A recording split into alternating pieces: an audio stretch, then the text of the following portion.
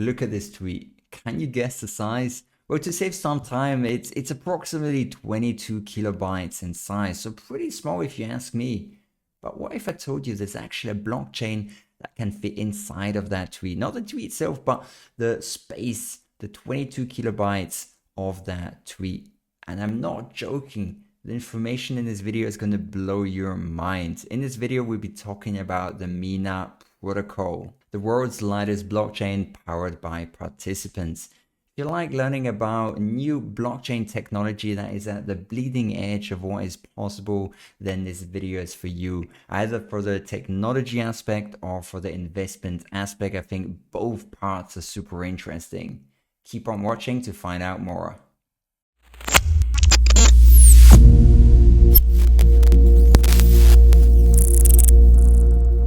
My name is Kierin. I'm a data analyst that's been in the cryptocurrency space for over 6 years.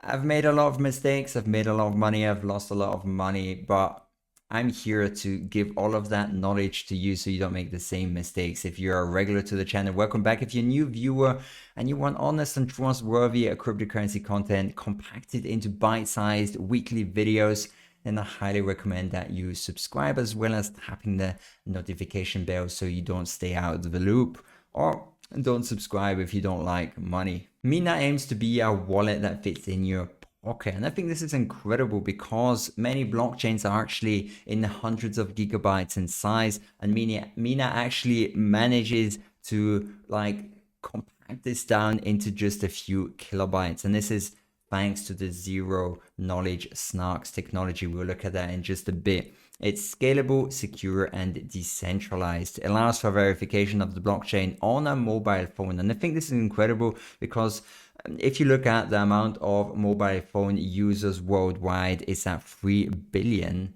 smartphone users worldwide. A lot of those are in Asian or in African countries.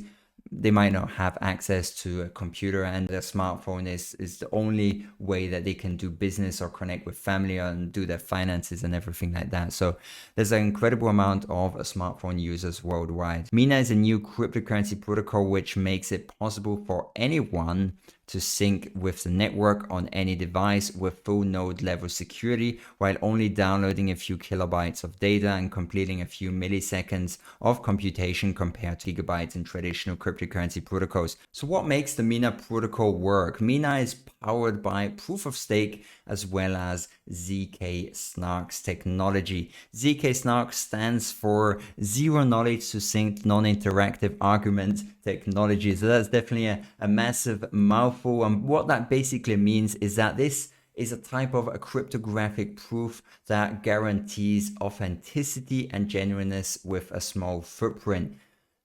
If you're still not really clear of what that actually means, it's basically I can actually prove that something is true without knowing what's inside of it. So basically you might have a box, a black box, you don't really know what's inside, but somehow you can prove what is in the box without opening it up. Each new block, it contains the proof that the previous block was authentic, and that's why the Mina protocol doesn't have to store all of the blocks, and it can stay in this incredibly small size of 22 kilobytes. And I think this is really mind-blowing and just shows how powerful this technology is. Let me list some of the benefits of the Mina protocol. The first one is that it actually enables an equal participation for many people around the world because the entry barriers are incredibly low. Everyone can actually start even with a low-end device. And I think this is really important because many people are excluded from other popular smart contract blockchains because of the high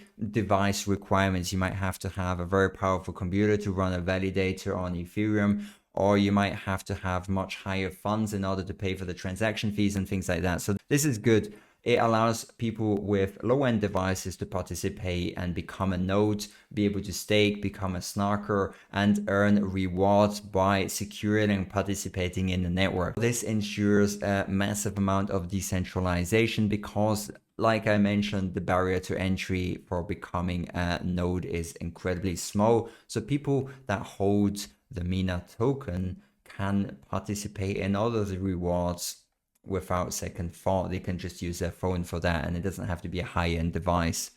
Let's have a look at the three basic roles in the Mina protocol. First of all, you've got verifiers. They're responsible for checking the entire state of the blockchain, looking that everything is running correctly and that the whole network is integral. Then you've got block producers. These block producers are responsible, like the name entails, for producing new blocks on the network, and they're incentivized by block rewards. The third group are snarkers. Basically what they do is they provide zero knowledge proofs in order to verify the transactions for block producers. In other words, they compress the data, say it's true, and then remove the data. And just this element of truth remains, and this element of truth is incredibly small, and that's why the blockchain can say so small. So let's have a look at the anatomy of a transaction, of a Mina transaction, and hopefully this ties everything together. So on the left hand side, you've got block producers, and they receive blocks that they're going to have to create. They're going to have to choose one of these snarkers that's going to compress this data, and this snarker is going to select that is going to put up a fee on how much he wants to be paid, but the block producer is going to select the least expensive snarker so that they remain competitive. The block producer earns the transaction fees. He has to pay the snarker for compressing and proving that the data is authentic, and then he earns the block rewards and the spread between the snarker bids and transaction fees. So on the right hand side, you've got the snarker, basically the person compressing the data, offering a zero knowledge proof.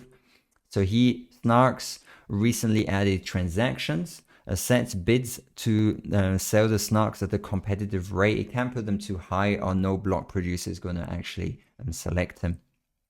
And then he earns what they bid if their snark is selected. So here's the anatomy of a new block, or the next block production queue. The blank ones are unused and transaction queue space. The gray ones are unsnarked transactions, and these dark gray ones are snarked transactions. So really great.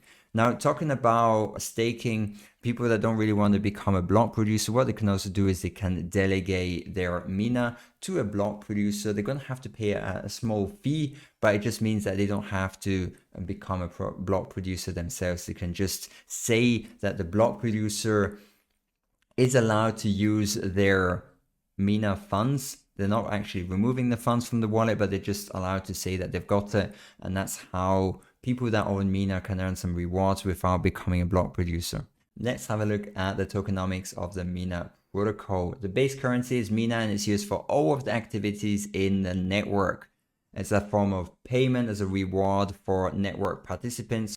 One thing that is really important to know is that the Mina supply is not capped, and the initial limit is at 1 billion tokens, or 1 billion Minas. And I think the reason for that is so that people are incentivized to become either a block producer or to delegate and decentralize the whole ecosystem, because just holding Mina in your wallet as a long-term investment is not the smartest strategy because of the inflationary aspect of the Mina asset. So it's proof of stake based, and yeah, just holding, you become a little bit penalized, not like massively, but I still have to see what the inflation rate is.